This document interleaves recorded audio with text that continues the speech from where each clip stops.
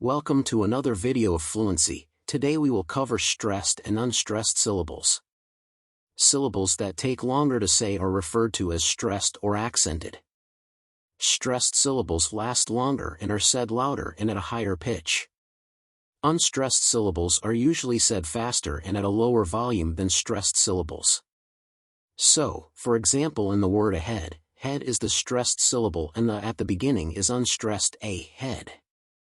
In amended, men is the stressed syllable the and the dead at the end are unstressed a men. So that's the end of fluency, flow, syllable, rhythm, stressed and unstressed words, content words and structure words.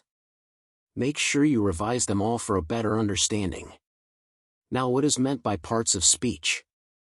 Today I'm giving a general introduction them.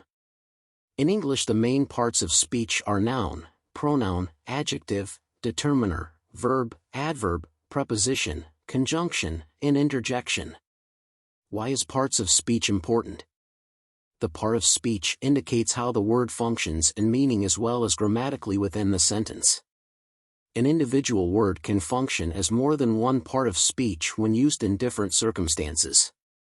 In most of the cases, people give less importance to parts of speech and say theoretically they know it, but in reality, it's not only knowing them. You need to learn them in such a way that your English language writing, reading, speaking, listening reflects a correct version of parts of speech to the person you are speaking to or writing to, listening to, or reading something. For correct usage of parts of speech, we will start them one by one, first introduce them and then dive deeper into them. We will do it in next upcoming video. If you want to enroll in my online courses, message me Facebook, WhatsApp, Instagram, etc. for booking. That's it for today. See you all in the next video. Thank you all for watching.